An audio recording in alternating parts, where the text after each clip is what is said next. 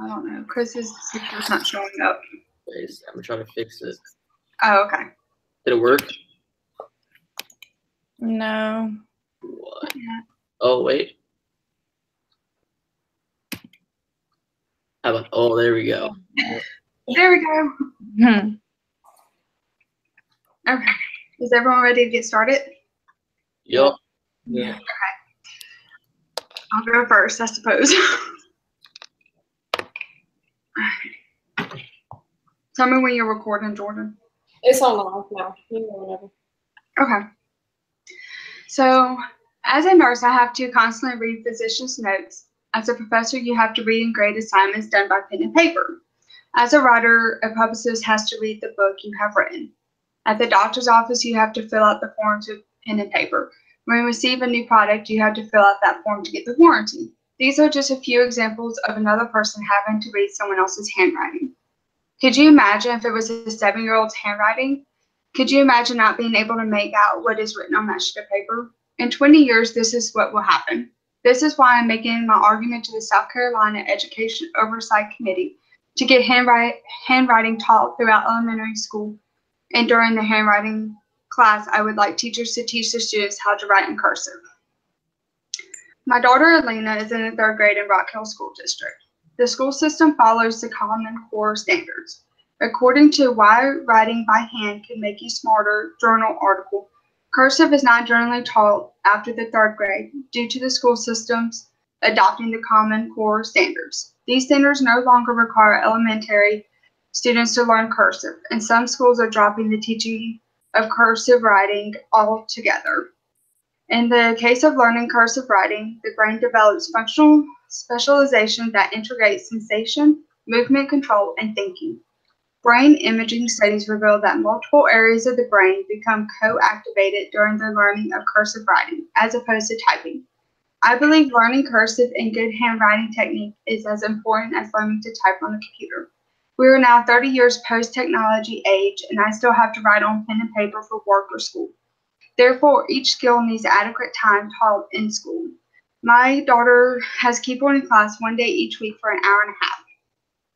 Why can we not have handwriting class one day each week or just 10 to 15 minutes every day during class? In Trends in Neuroscience and Education journal article, they did a research studies to assess the difference in 5-year-olds with handwriting and typing. 10 children were studied, and it was found that handwriting experience is important for letter processing in the brain. With the evidence provided in this journal, it shows that handwriting is important to reading, communication, and future academic abilities. Have you ever tried to read a 7-year-old's handwriting? In the school district, stops teaching handwriting after the 2nd grade. As this generation grows up, when they become an adult and have to write something, it will not be legible. And should cursive handwriting still be taught in schools? Journal article. Reasons to teach cursive handwriting include students may be able to read cursive handwriting. The study shows cursive writing receives higher grades, and students can write in cursive faster than they can print. And by not having legible handwriting, this can create a problem for society. And the benefits of cursive go beyond writing by the New York Times. It states that physical act of writing in cursive leads to increased comprehension and participation. Increasingly, a few years ago, the College Board found that students who wrote in cursive for the essay portion of the SAT scored slightly higher than those who printed, which experts believe it is because the speed and efficiency of writing in cursive allowed the students to focus on the content of their essay. Growing up with a professor as a grandfather and my dad having grown up in that environment his entire life, school was a big topic in my household. My parents expected nothing less than an A. Well, for my daughter, I expect the same thing.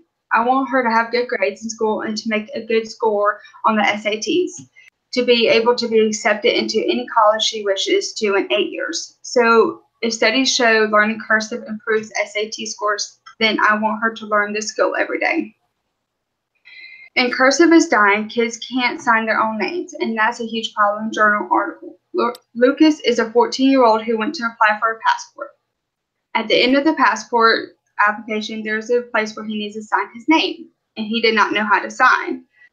Signatures are our identifier. They are passwords that unlock our banks, sign our bills, and prove that we are who we say we are.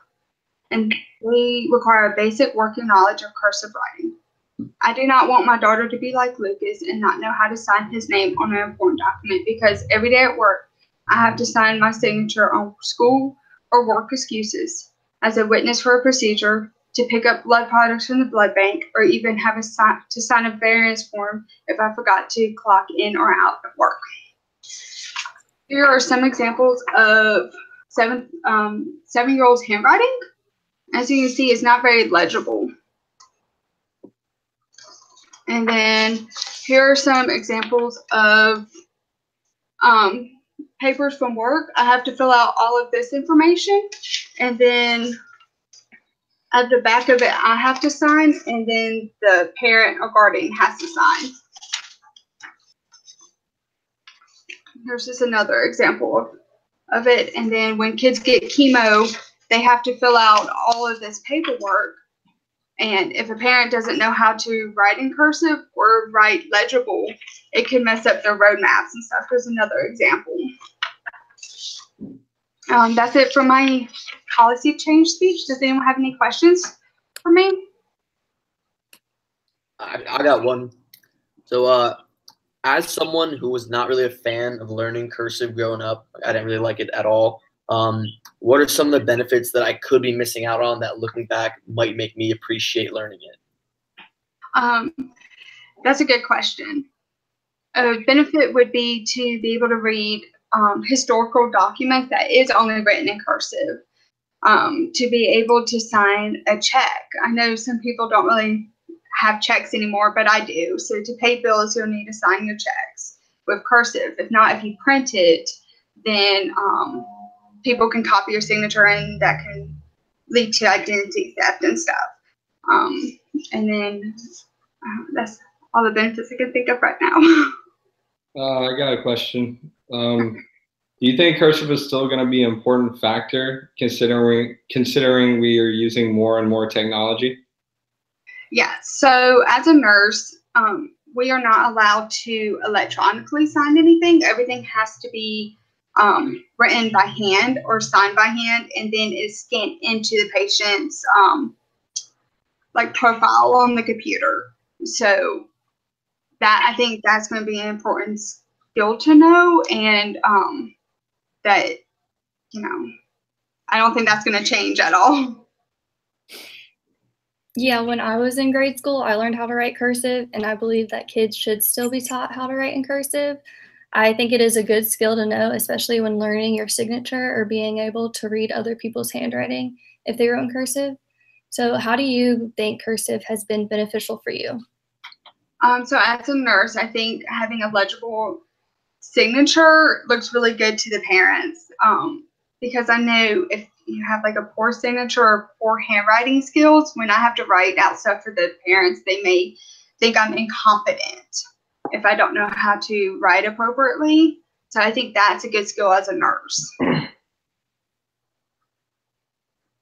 So not really a question, but I gotta agree with you on that. Like I work the front desk at the YMCA, and so we have people fill out all these all this paperwork that I have to read and put into a computer. A lot of times people have really bad handwriting, so I can't even get their names into the system. So kind of, I guess, learning it young, kind of keeping a good handwriting growing up is actually very beneficial. Yeah, I know my daughter, who will be 10 this year, never learned cursive in school, and I had to teach her. And I don't really think that's a parent's job to, but it is a very important skill to have growing up, just because you don't know at the age of 10 what field you want to go into and how many documents you may have to sign. She could very well be a doctor, and I mean, doctors have poor signatures, but they still need to have a signature. So you mentioned that you taught your daughter how to write in cursive. Would you do that for your other children as well if, like, we don't adopt this change? Yes. That's good. For my son, I mean, he's only 4 months right now, but my husband has terrible handwriting, and I do not want my son to be that way.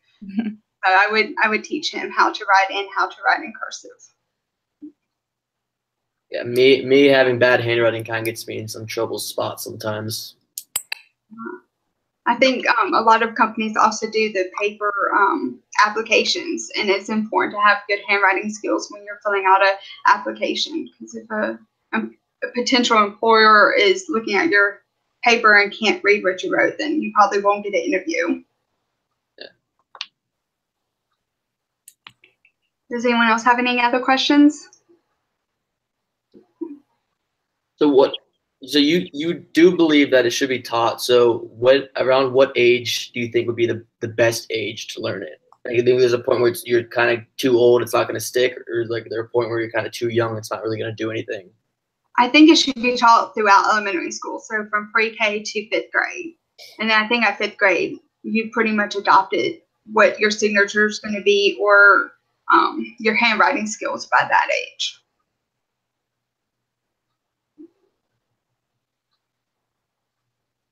Well, thank y'all for the questions. Jordan, you want to go next? Yep, I'll go ahead and get started. My policy presentation is on universal free meals for all students. Child hunger in schools is a growing problem in America. It's time to take action and do something about it. No child should have to endure hunger at any point of their lives, or even watch other classmates struggle with childhood hunger. As a society, we expect and demand that schools provide every student with the resources necessary for learning. Textbooks, a desk, a competent and qualified teacher, a safe learning environment, and of course, the most basic and fundamental resource these children need are proper nutrients, so they can nourish their growing brains and bodies. A balanced and healthy diet that supports growth and keeps the child healthy. Children who are hungry simply cannot learn. They cannot concentrate. They are more likely to be absent and tardy. They get hunger headaches. We've all been there before. When you're so hungry, you cannot focus on anything other than your empty stomach and pounding head. These kids also often have a hard time behaving in class. The numerous amounts of federal, state, and local dollars spent in South Carolina and the United States on education are wasted and classrooms are filled with hungry students. Every day in classrooms, students come to school with an empty stomach. They begin their day very, very early sometimes even as early as 6 a.m. to catch the school bus. And once they arrive to school, they are expected to uphold various academic and behavioral standards. Could you imagine waking up at dawn, not eating a nutritional breakfast, and then trying to go through your normal motions of your day? Many of us adults couldn't do this, so why would we expect economically disadvantaged children to endure this? Some statistics on childhood hunger in America. 1 in 5 children struggle with hunger nationwide or come from homes that are unable to provide nutritionally adequate food. 6 out of 10 teachers report students regularly coming to school hungry. And according to 80% of those teachers, the problem is only getting significantly worse. Educators see it firsthand, so they realize the massive toll that hunger takes on students. In fact, even on a teacher's salary, which many do not receive the pay they deserve, an average 53% of teachers spend $26 per month from their own pockets to provide snacks for their students. 9 out of 10 teachers recognize breakfast as extremely important to adequate academic performance. After all, they say that breakfast is the most important meal of the day. This information comes from anydaytoday.org, a website for news and features from the National Education Association. Being hungry in the classroom can be difficult for students, which makes engaging in learning a strenuous task. To tackle the childhood hunger problems in schools, some schools have implemented a free and reduced price meal program to students who meet certain requirements. Although these programs were implemented to address the problem, they may not be as effective as one may think. There can be a stigma attached to these programs, especially in upper grades like middle and high schoolers, when peer pressure makes kids disinclined to accept the free meals. In some cases, students will have to relocate to another area of the cafeteria or school to receive their free breakfast and lunch, which would in turn seclude them from their peers. You must be thinking it may be a challenge to come up with a feasible solution for this growing problem that children in America are faced with daily. However, the Community Eligibility Provision Program, also known as CEP, provides a solution to child hunger at school and the stigma that comes along with not being able to afford to buy or bring lunch.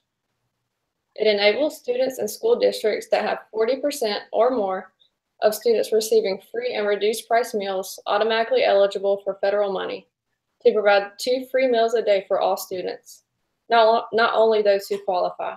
These are known as universal school meals. The CEP program uses data from SNAP, the Supplemental Nutrition Assistance Program, and TANF, Temporary Assistance for Needy Families, to determine a school's district's eligibility instead of numerous amounts of paperwork that can be inefficient for both parents and administrators. By providing meals to all students free of charge, the program removes the uneasiness that can come with receiving these meals. Most importantly, it ensures that any child who is hungry can have a healthy and nutritional meal without being singled out from their peers, setting them up for a more successful day of learning. The Community Eligibility Program began in 2011 and expanded from 11 states to now being available in all 50 states. In the 2014-2015 school year, nearly 14,000 schools and more than 2,000 local educational agencies have served more than 6.4 million children. The schools and districts that have taken advantage of the program have seen a 25% increase in breakfast participation and 13% increase in lunch participation by students. The 2 meals that are provided with CEP must meet federal nutrition standards, such as MyPlate, formerly known as the food pyramid. This ensures that kids are receiving the proper nutrition to nourish their growing brains and bodies. This information comes from a teacher who published a blog post on newamerica.org. It also comes from hungersolutionsnewyork.org, an organization for uniting programs and policies to prevent hunger. Research shows that a well-nourished child is a better learner, as well as a better test taker and participant in school. They are more likely to show up for class, arrive on time, be well-behaved, and pay attention more during instruction time. Hungry children are more likely to stay back and repeat a grade in school. They also show lower math scores during testing. Hungry teens are predisposed to engaging in risky behaviors, making them more likely to get suspended from school, which in turn negatively affects their learning capacities. Also, they're likely not getting along with their peers, which can negatively impact learning. The nutrient-dense foods that are provided to students through CEP and other school meal programs can reduce their risk of childhood obesity. These foods include whole grains, less saturated and trans fats, low-fat milk and dairy products, and more fruits and vegetables. They are less likely to experience any nutrient deficiencies as well, as they are consuming an increased amount of fruits and vegetables. Getting children healthier and to a normal BMI, body mass index, will decrease their chances of developing various diseases and conditions later in life. Universal meals do away with the hassle of paying a cashier for meals, thus giving children more time to sit down and eat their food. When a child receives 2 nutritious meals a day from school, it can reduce stress on families. It gives them more room and flexibility when planning the family food budget, especially for families experiencing economic hardships. This information comes from povertylaw.org, a website for part of the Sargent Shriver National Center on Poverty Law. What do parents tell their kids on the first day of school? Stay out of trouble, do your homework, and listen to your teachers. It's time we wake up and listen to our teachers. Childhood hunger needs to be a national priority, one that could easily be addressed by universal school meals. Anybody have any questions? I have one. As a parent, this year alone, I paid over $600 in school lunches for my child. Where would the funding come from for the parents that make too much to qualify for the reduced lunch?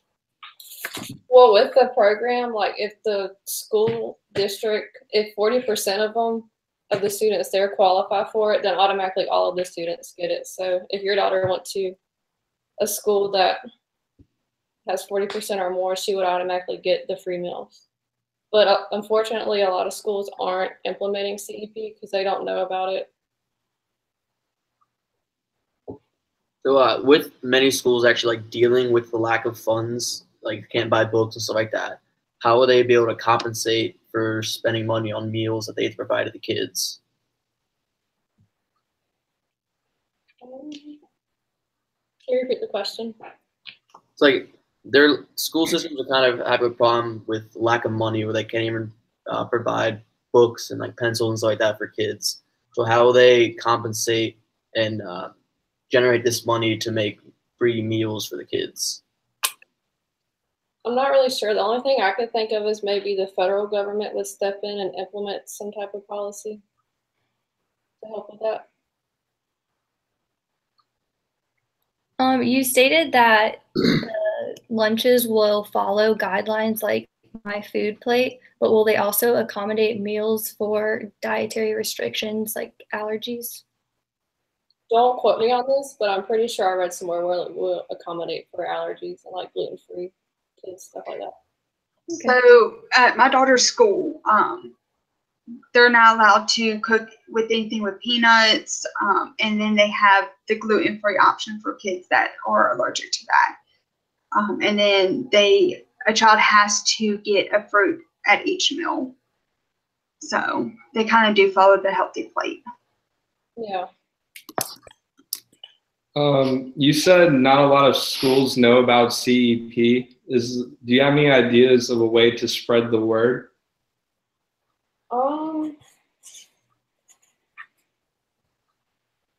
Maybe not about CEP like individually, but like to like combat childhood hunger in general. Maybe volunteering at your local food bank would help with that. Like there's Harvest Hope Food Bank. There's one downtown Columbia and Casey. And United Way of Midlands is also a good organization for that.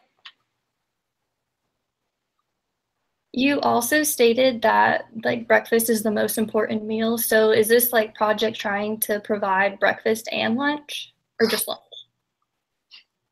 No, breakfast and lunch for students. Because, I mean, if you start your day off with an empty stomach, you're not starting your day off very well. I know you talked about how some of the kids are being secluded because they had to do the free meals, so they weren't able to hang out with like their friends or their peers, stuff like that. And then it was also mentioned in one of the questions about like how they tolerate how they handle kids with like peanut allergy and stuff like that. And I know growing up at the schools I went to, like a kid had a peanut allergy, they were sat at like a special table. So I guess like it's kind of weird to see how they're going to deal with the fact that kids are being secluded, not just based off of not being able to afford the meals, but also what they can and can't eat. Yeah, I think it's very unfair to the kids. I know also that like my daughter can't even bring a peanut butter and jelly sandwich to school anymore. Like they've cut out any child bringing any kind of peanuts into the school system, like her elementary school, just to prevent anyone from having an allergy attack or anything like that, which is unfortunate because that's an easy meal to make for a child, but it prevents something bad from happening. One more comment I have is what exactly is food insecurity, because a lot of people are unaware of what it actually means. It encompasses reports of reduced quality, variety, or desirability of the diet and evidence of disrupted eating patterns and reduced food intake. And like I said, 1 in 5 people are on a daily basis. Any other questions? Comments? Would there be any nutritional requirements for the meals? Well, there's federal guidelines for the 2 meals that CEP would provide to them. And like they're required to pick 2 fruits, even if they're not going to eat them, they're required to pick them up and take them on their tray. Anybody else? I'm not sure who's next. It's me. I'll go next. Okay. So the policy change I'm advocating for is the continuation of child support through college in the state of South Carolina. So first, I want to cover some basic things about child support, such as what it is and its purpose. So child support is a form of support payment that is often ordered when 2 parents are no longer living together or divorced. According to South Carolina's Appleseed Legal Justice Center, these payments are normally made monthly by the non-custodial parent and given to the custodial parent of the child to be used for basic necessities such as food, medical bills, educational expenses, health insurance, or daycare. So overall, the purpose of child support is to financially support the child. So now I want to explain the specific policies of child support in the state of South Carolina. In the state of South Carolina, child support is granted until the child turns 18 or graduates from high school, whichever one comes first. It can be granted past this time for other reasons, such as disability. When deciding how much child support will be granted, many factors come into play. The most important are the parent's income and how many children. So why couldn't college expenses be added to that as well? According to Kate Law Firm in South Carolina, the decision for whether college expenses will be included in child support is made in family court by the parents. If it is not something agreed upon in court at that time, either parent may petition for the contribution of college expenses later on down the line.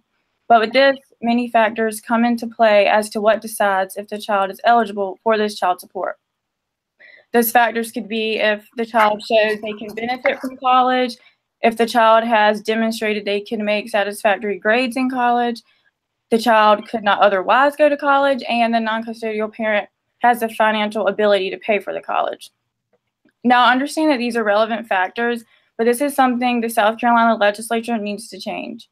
In South Carolina, child support from the non-custodial parent should be continued if the child decides to go to college right after high school, no matter the circumstances of the child.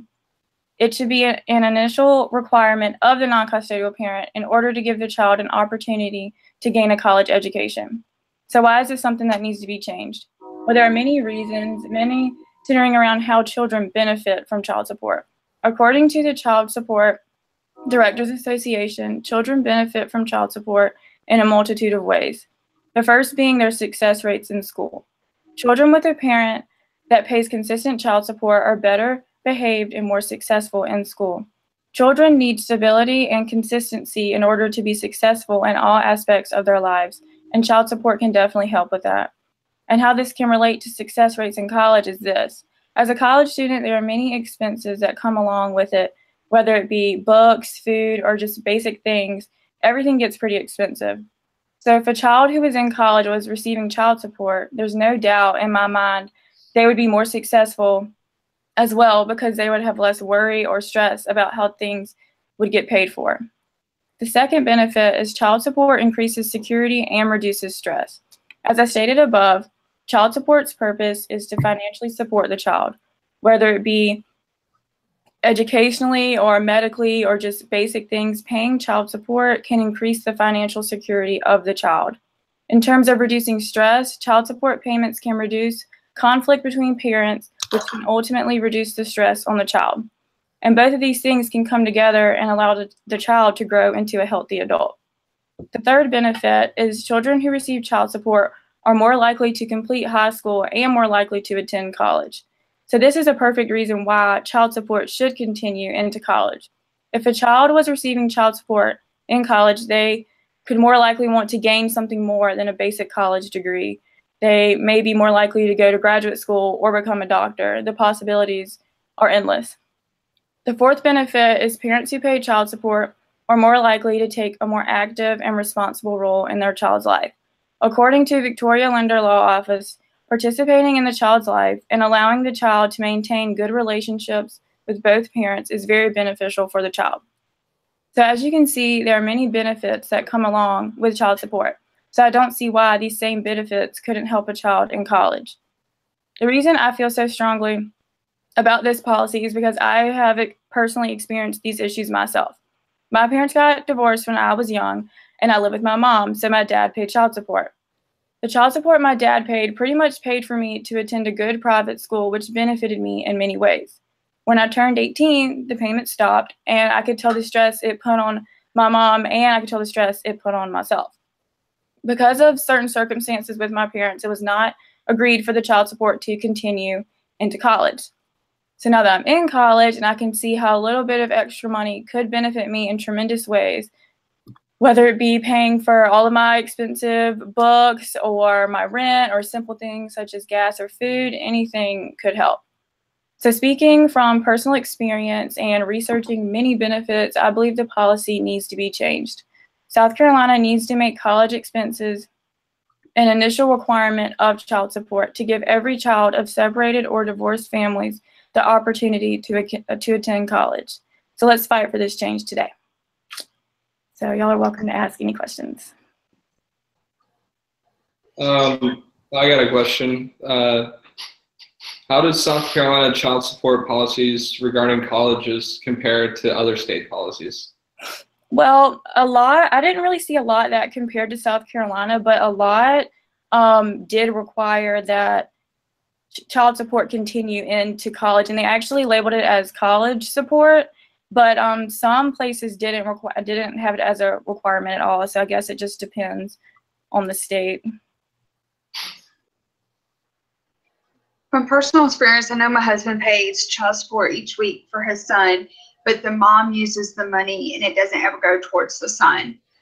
So I disagree with child support being continued into college unless the money goes straight to the child and not to the parent. Mm-hmm. Is there a way that you could implement that, or how would you go about that? Well, luckily my mom, she actually put the money towards me, so I got lucky with that, but people who take advantage of it definitely aren't handling it well. But I guess it depends on the situation. So if maybe the parents might decide that they want to put it directly towards tuition, so the child won't even touch it, just the money will directly go to like tuition. But if it was something, I guess, for rent or books, you know, like I guess if the parents truly trusted the child and considering they're 18 or older, they should be responsible adults that they should trust to give the child the money. And if not, I guess they would have to work out some other deal to resolve those issues.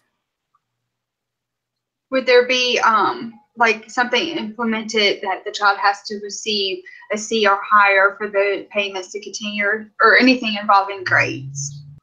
Well, I guess they wouldn't want to give the money to, I mean, I feel like, yeah, the child definitely needs to deserve it. Like, they don't just need to mess around in college and take advantage of it. So I guess they should monitor how the child is doing, maybe maintain a certain GPA in order to, just like if with scholarships, like I guess it would go like that.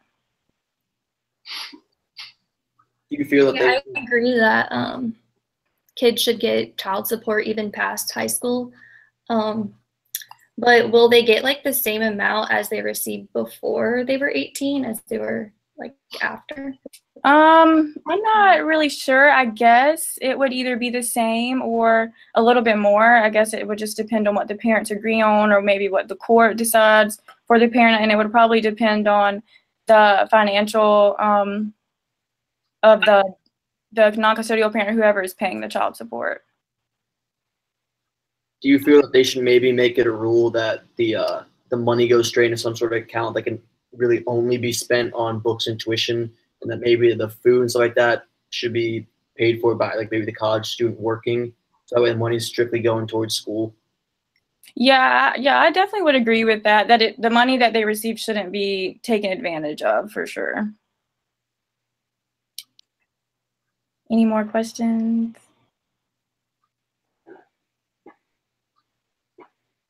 Okay. Well, whoever's next. I have a question. Okay. I know your child support stopped when you went to college, and it put a financial strain on your mother. Did your dad give you any money towards college just by himself, not the courts implementing it? Unfortunately, he did not. He helps with little things here and there, but for the most part, no. I mean, I wish, that's another thing that I would like to mention is, like, I feel that, like, the parents in court, no matter how old, like, should already assume that their child is going to go to college. They can already have that set aside, like, okay, my child is going to go to college. I want to set this money aside and make sure that they are able to. But unfortunately, no, he does not. But that's why I want this policy to change. So do you personally think that, like, when they go to college, maybe the amount should increase from when they were in high school, since their financial costs are going to increase? I mean, I definitely believe it should, just because college is so much more expensive. then if you went to a public school or a private school, it's just a lot more expensive. I definitely feel like it should increase a little bit as long as the parent who's paying it can handle the payments.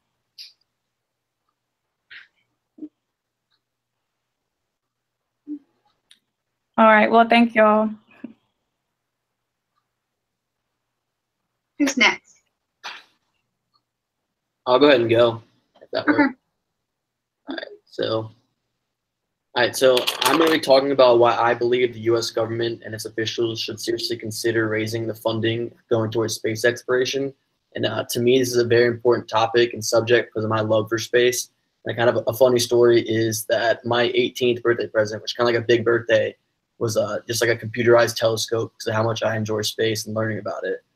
But sadly, for like the majority of its existence, NASA, which is the U.S. space agency, has been underfunded. And according to Daniel Cooper in his article, New NASA Budget Focuses Exclusively on Space, NASA has been underfunded for a majority of its existence, and throughout its history, NASA, the only percentage it's received from the U.S. budget, has never surpassed 5%, and since 1993, it hasn't surpassed 1%. And although the dollar amount being spent is much higher today due to inflation, the percentage of the U.S. budget going towards NASA today is only 0.5% compared to 2.31% back during the moon landing. Now, the lack of funding is giving way to privately owned space agencies like SpaceX, which I'm sure a lot of you just heard about. They launched that big rocket, and now Elon Musk's car is up in space. But while even though SpaceX is doing great things for space exploration, raising funding for NASA will further space exploration by creating competition. Now, Jacques Blamont argues in his article, U.S. Space Strategy, Is There a Better Way? That with little competition between space programs, there's little incentive to make dramatic change. Space exploration has always been fueled by competition. This goes way back to the Cold War when the Soviet Union and the US were duking it out and regularly competing to further space exploration and push the boundaries of what's possible.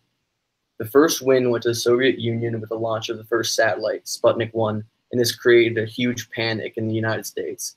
But US got the last laugh when in 1969 they landed a man on the moon, which ultimately defeated the Soviet Union in the space race.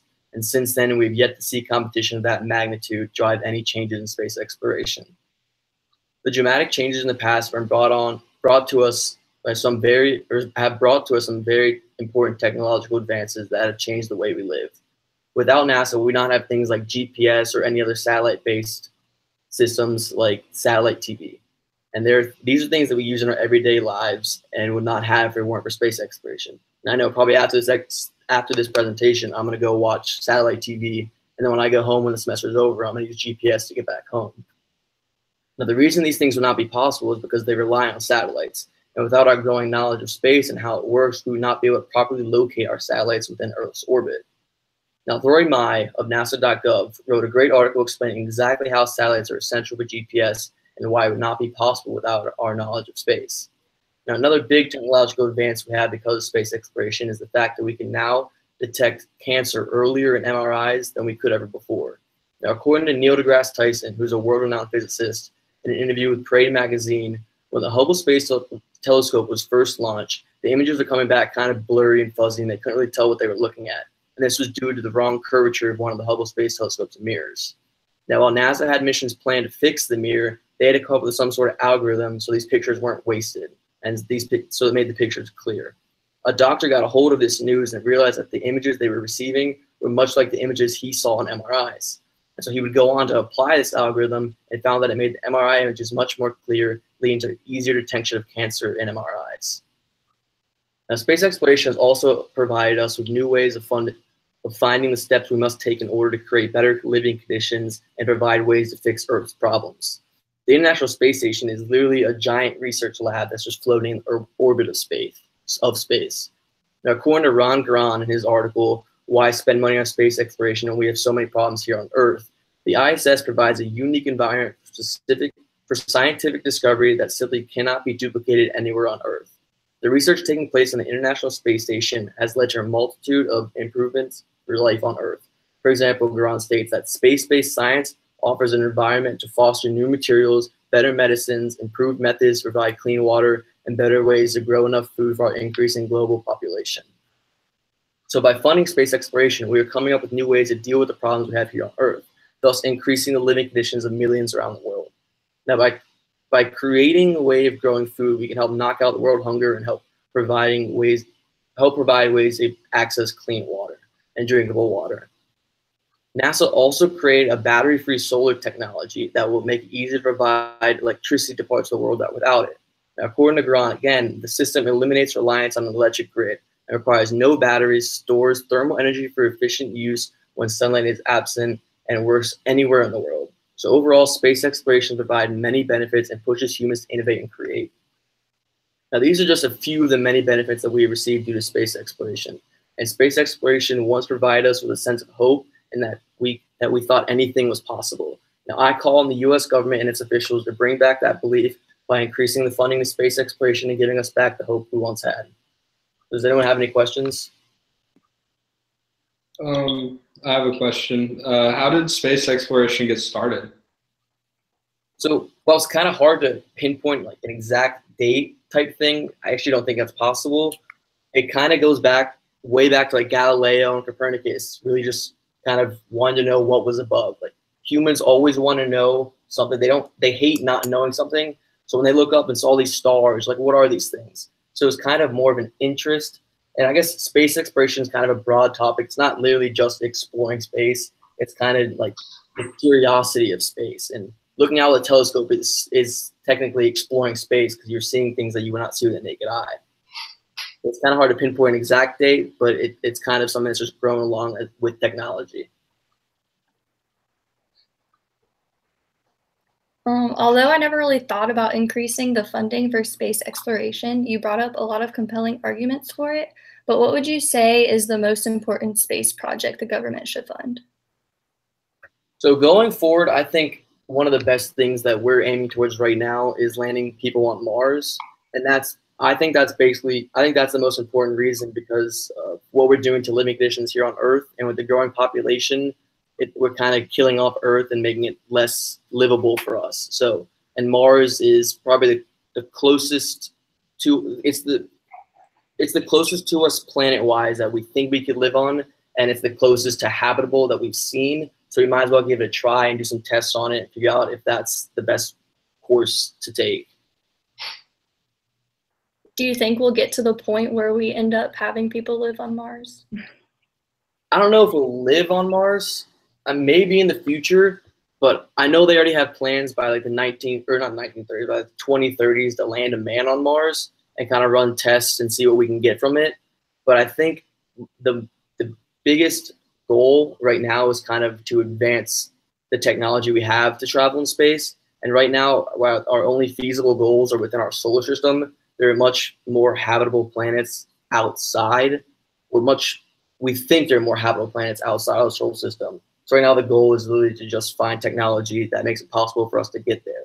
So I don't know if we'll actually live on Mars. I think we'll have the technology that will help us get to other places by then. I thought you brought up a good point that the MRI can show a clearer picture and that cancer can be detected easier or earlier. Working on the oncology floor at Levine Children's Hospital, I know this is very beneficial to them because catching cancer at its earliest stages help prevent it from metastasizing to the bloodstream or the lungs, and we can hopefully cure them and they go into remission and not have to live with cancer the rest of their lives. So where would you find the funding for expanding space exploration to help with all the benefits that you discussed? Yeah, so the biggest thing we spend our money on is military. And I know recently I read in the news, it was actually probably a couple months ago, that President Trump was calling on the rest of NATO to kind of pick up the slack of paying for military. And since we're in alliance with them, I feel like we shouldn't have to spend that much on military because we're kind of covering them. So if they kind of help pick up the slack, then we can kind of lessen our spending on military, and maybe that money that's going towards the military can be used for space exploration. Any other questions? What are some other discoveries you think that they'll find if they explore space? So I'm not sure exact discoveries. I know there are a lot of theoretical things they're looking for, and a lot of things, it's kind of like all the math adds up. They just need proof of it. I guess like one example of that is like you've all heard of black holes, right? Well, they really don't have an actual picture of a black hole. Like they have that the math adds up and that everything happening because of a black hole is correct, but they really don't have a picture of it, so they can't prove that it's a real thing. But in these upcoming months, they're going to be providing pictures of black holes to finally put it to rest that they're real things. And then also there are a lot of theories like around wormholes and stuff like that, that some of the math adds up. It's just kind of based on the fact of if we can get pictures of it, if we can replicate it or find proof of it. You may have mentioned this in your policy change, but what made you so interested in space? I'm not sure if it's something that like I can really point back to. I think it's kind of, I was just always interested in looking up at the stars and kind of how interesting it was and how much is out there that we don't know about. And it's just crazy to think about how little we really are and how, I guess, meaningless we are when it comes to the universe. And so like, as I just want to learn as much about what's out there as possible. Because like I said, people hate not knowing stuff and I hate not knowing stuff. So I'd rather learn as much as possible about what's out there. Anyone else? Well, thank you guys. Who would like to go next? I think I'm next. I'm attempting to address the state legislators on why we should legalize medical marijuana in the state of South Carolina. As of right now, South Carolina has not passed any laws about establishing medical marijuana program. But according to Harvard Medical School, medical marijuana is most commonly used for pain control. It helps to alleviate chronic pain and is much safer than opioids. I say this because marijuana is not addictive and you cannot overdose on marijuana like you could with opioids. This could reduce the opioid epidemic that we're currently having in the United States. For people who can't take Advil or Aleve, medical marijuana, or due to, they can't take Advil or Aleve due to problems with their kidneys or ulcers, medical marijuana could replace these medications. On top of this, marijuana could be marijuana could be used to manage nausea and weight loss. It could also be used to treat glaucoma and chronic pains. Marijuana is highly beneficial to help with veterans that suffer from PTSD. Therapists have done many studies on this and said that their patients have drastic improvements while using medical marijuana. The PMC, National Library of Medicine, and National Institute of Health posted an article on the research that suggests that marijuana could become a beneficial medicine. They did their research through a series of 18 clinical trials on people that suffer from fibromyalgia or arthritis. The results showed that 15 out of 18 trials exhibited significant effects of marijuana compared with the placebo that was also given. The few adverse effects that were reported were very mild, and overall marijuana gave evidence to be an effective medicine for patients with pain from fibromyalgia and arthritis. Not only does medical marijuana help with these conditions, according to Civilized Life, the legalization of marijuana has helped in many different ways across the United States. Throughout the legalization of marijuana, other states have increased tax revenues. In Colorado, it's brought in over $500 million in tax revenues since it's been legalized, which was in 2014. And in 2016, Washington has brought in over $250 million in tax revenues. Having the legalization of medical marijuana could also increase the number of jobs here in South Carolina by employing individuals at dispensaries where the patient would pick up the medical cannabis. According to the mindfulword.org, there are health issues that or from consuming marijuana by smoking. Pulmonary diseases and cancer can be caused by smoking. However, this is because of smoking, not because of the marijuana. Marijuana can be ingested by food. It can be in a pill form. It could be inhaled as a vapor, used as oral spray instead of smoke to protect from the issues linked to smoking. Some also claim that marijuana use causes depression and anxiety, while on the other side, many claim that it helps with depression and anxiety. On this aspect, the claims are controversial. However, just like normal medication, there will be side effects for certain people. Medical marijuana may work wonders for some and maybe not for others. We've seen through clinical trials and research that marijuana has the potential to drastically help people, such as cancer patients, patients with chronic pains, and patients with several different diseases. Also, there's a video featured on CNN of a 7-year-old who had a rare form of leukemia. And she is a medical marijuana patient, and the marijuana significantly helped her with her pain from chemotherapy. And it also helped ease the nausea associated with cancer and the treatment. The girl is now in remission. So to conclude, I would like to give my personal story on why I'm advocating for this legalization of marijuana. About 3 years ago, my uncle was diagnosed with terminal lung cancer. He was in stage 4 when they caught it, and he lived with us for about 2 years. He was always in and out of chemotherapy and hospice care. He was given high doses of morphine, and to ease his pain, he was nauseous most of the time and lost extreme amount of weight very fast. The morphine also caused him to be delusional. He would sleep most of the time or mumble things. You couldn't understand a word that he was saying. He would even forget our names. If he would have had medical marijuana, I think this could reduce his pain and help to gain weight and not be so nauseous. Unlike the morphine, he would have been in his right state of mind and be able to spend time with me and the rest of the family. I've seen so many stories where medical marijuana has significantly helped people who are battling cancer, and I hope that soon marijuana will be legalized as medicine here in South Carolina for other families so they don't have to go through the same thing.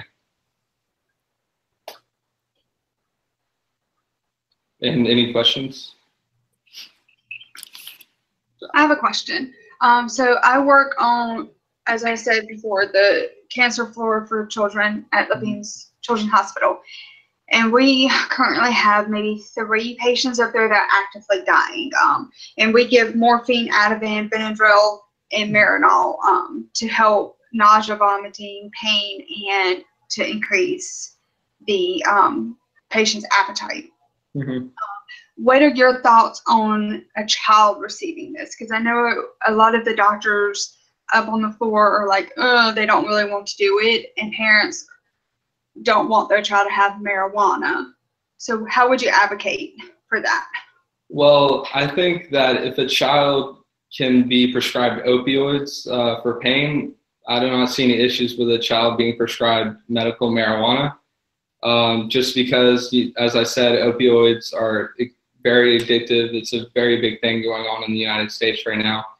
And as I said, the CNN article of the 7-year-old, she was prescribed medical marijuana, and it has helped her out a lot. It's a great article.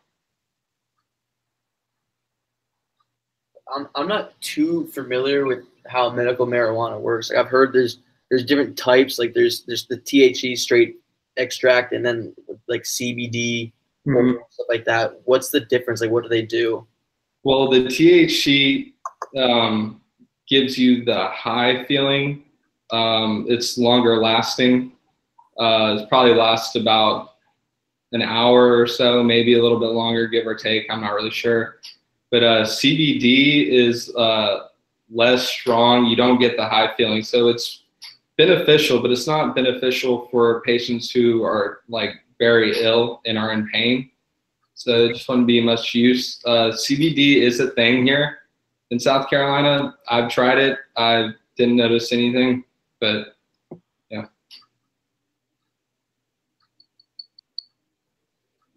Any more questions? I agree that medical marijuana should be legalized, and since I'm arguing for better prevention strategies for opioid crisis, I read a few articles about how the legalization of medical marijuana can offset the opioid crisis. So I just thought it was interesting how our topics overlapped a little bit. Yeah, and they should, because I mean opioids are just so addictive. I'm currently a public health major, and every single public health class that I've taken so far at South Carolina has talked a lot about opioids. And it's just something that we need to use less of. I'm not saying get rid of it totally, because if you're in severe pain, you're gonna have like using medical marijuana is, I don't think it'll be strong enough. But if it's something like less intense, then medical marijuana should be very beneficial for them. Yeah, maybe going on less intense pain. I was actually just a couple days ago watching a documentary about how a bunch of former NFL players said that throughout their NFL career, with how they dealt with the pain, instead of taking the pain meds that they were given by the training or by the trainers, they would just smoke outside of NFL, like outside of the games and stuff like that, like before practice and all that. So I think it's kind of funny how they'll prescribe people all these pain meds that could really mess them up, instead of just legalizing this thing that makes the pain go away and has less harmful impact on them. Yeah, I agree with you. And even like having alcohol or tobacco products being legalized, but they kill hundreds and thousands of people each year. I just really don't see why at least medical marijuana, not even recreational usage, is illegal. But I mean, currently it keeps different states keep picking up this train kind of legalizing medical marijuana, and then maybe eventually, like way down the road, legalize it for recreational use. But I would prefer at least for medical usage. About a month ago, we had a patient that was 5 months young, and he had cancer of the brain, and he was neurostorming. I don't know if many of y'all know what that is, but he would cry out in pain 24 hours a day. It was awful to see. So obviously he couldn't take anything by mouth because he was 5 months. He just never developed that skill. Mm-hmm. Is it something that can be put through an IV? I'm sure later down the road, yes, because they're coming up with many different ways to ingest marijuana, as in vaping, eating marijuana. But I don't really know of anything at this point.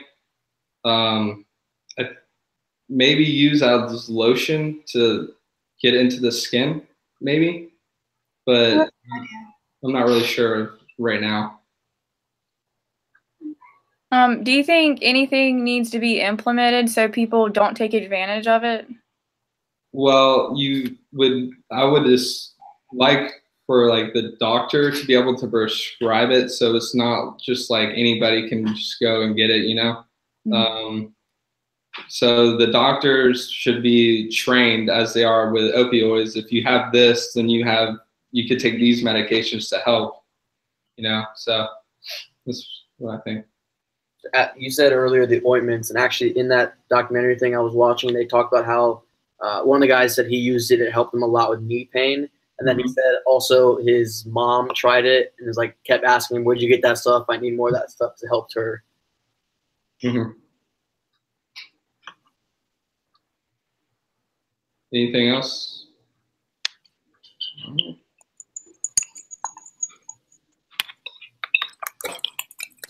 All right. So today I will be discussing the ongoing opioid crisis. And the National Institute of Drug Abuse states that in one day, 115 Americans will die of overdosing on opioids. And one population that is at increased risk of overdosing on opioids is the military. It has been reported that several soldiers and veterans have been taking opioids to deal with physical injuries and mental illnesses that have arisen from active duty. An article written by the Substance Abuse and Mental Health Service Administration states that 75% of veterans experience chronic pain, and many of them have taken medications like opioids. In order to decrease the opioid crisis in the military, there needs to be policy changes to prevent opioid overdoses from occurring, as well as helping those veterans who are currently misusing opioids.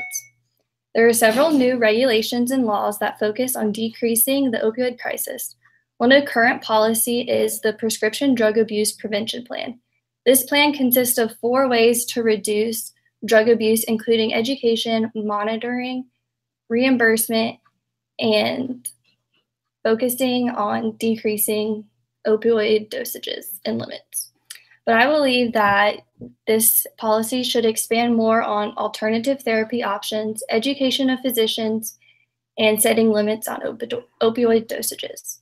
The first way to prevent opioid overdose that I am advocating for is to provide soldiers and veterans with more therapy treatments rather than medication treatments. The military is trying to increase the alternative treatments, including acupuncture therapies, to treat soldiers instead of giving them opioids. Acupuncture is a type of therapy where small needles are inserted through the skin to stimulate specific points on the body, and is a rising therapy used to help ease chronic pain. Studies show that acupuncture therapies have witnessed a 60% success rate to help ease chronic pain. Studies show that although acupuncture cannot fully alleviate pain, in an article written by Dr. Richard Newsall, the use of acupuncture in the military combined with smaller doses of pain medication, the patient is more likely to have a positive and longer lasting results. Think about all the veterans and soldiers you know. Wouldn't you want them to be provided the best treatment options to relieve their pain? If we can get more agencies, including the U.S. Department of Veteran Affairs, to promote military physicians to treat patients with acupuncture, there will be a lower risk of veterans misusing or overdosing on opioids. Another way to help the opioid crisis is to educate physicians and patients about the dangers of taking opioids, but also educate physicians on how to properly treat those who have misused opioids. A lot of patients do not know the full extent of the effects that opioids have on the body. According to the 2015 National Survey on Drug Use and Health, more than 20 million Americans need treatment for substance use, yet only 2,000 physicians are trained in addiction psychiatry. The lack of trained physicians means that it is hard for those who have misused opioids to seek help. Therefore, educating more physicians to be able to pass along this knowledge to patients will help this ongoing crisis.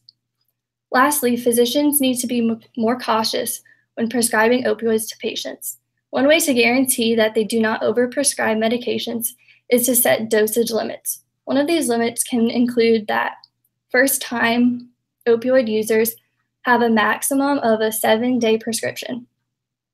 And that means after the seventh day, they cannot take any more pain medication. Another limit should be set is a maximum medication dosage that requires a physician to consult with a pain medication specialist if they are wanting to prescribe a patient with a higher dosage than this limit. Higher dosages for longer periods of time increase the risk of overdosing, so limiting the dosages and time frame of taking the medication will help prevent these misuses from occurring. These new policy changes of alternative therapies, education, and medication dosage limits help people who suffer from chronic pain have a better chance of using opioids properly.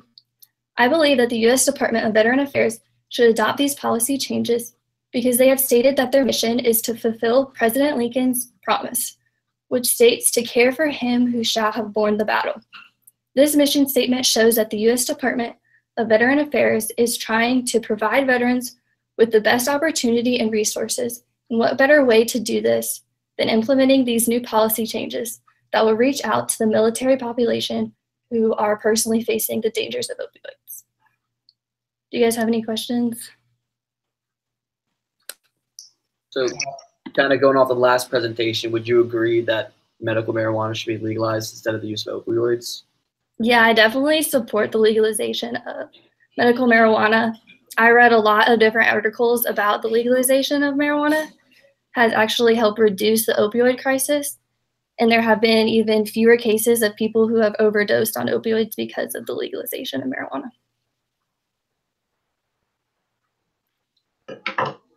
What would you say to a patient that is in severe pain, like 10 out of 10? What would you suggest to them to do instead of taking an opioid, like a non-pharmacological intervention? If a patient were to say that they were in severe pain, I would recommend different alternative therapies, including acupuncture. There has been an increase in the number of patients that have resorted to acupuncture as their main treatment. And many have said that it has eased their chronic pain. There are also a ton of other alternative therapies, including hypnosis or seeing a chiropractor that can look into this kind of pain.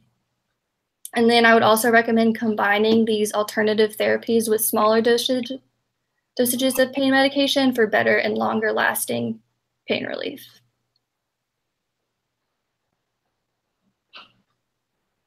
Any other questions? So you were kind of talking specifically about pain from like military.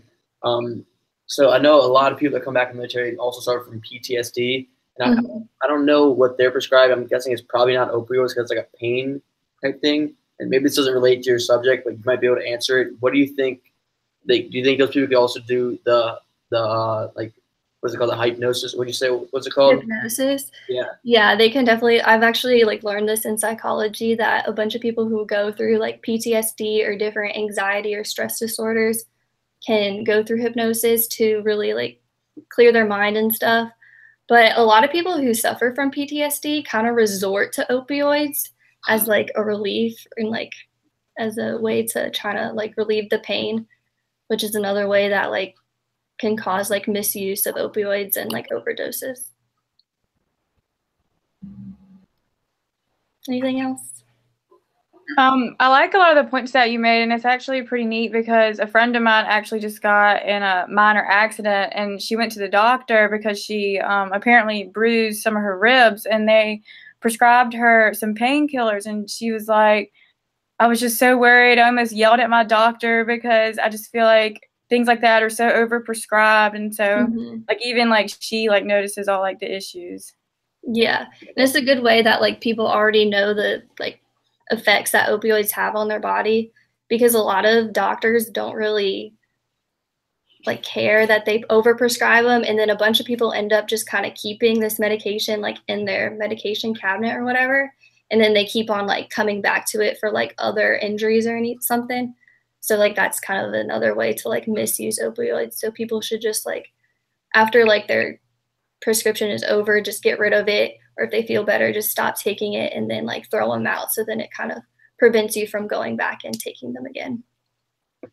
So you said that one of the ideas you had to kind of fix the problem was limits on how much they should give. So you're saying that kind of right now they don't have limits. It's kind of just take as many as you want, or take, I'm gonna give you a handful or a bottle full of it. Could be too much, just take it. I mean, right now it's just like doctors kind of go off of what they believe is like a right prescription for them. But like this limit would like make physicians stop at this dosage. And then if they think the patient needs more than that, then they'll have to consult with a specialist to like raise that dosage to like prevent like overdosing. I agree with putting a limit to the dosing because as a nurse, you see a lot of patients that come in just to get pain medicine. They say they're allergic to Dilaudid just to get a certain kind of medication.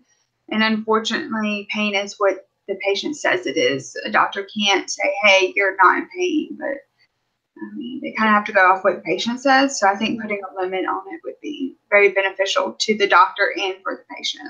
Yeah, exactly. Especially if they're kind of like misleading, like, or lying about how much pain they really are in. Yeah, I agree with this as well, because whenever I got prescribed pain medicine, I always end up with way too much than I need to, and it does end up going into the cabinet. So this is a real thing, and I feel like we just need to have more regulations and stricter rules. Yeah, exactly. All right, well, thanks for all the great feedback, and I hope you guys learned more about this opioid crisis. Thanks, guys.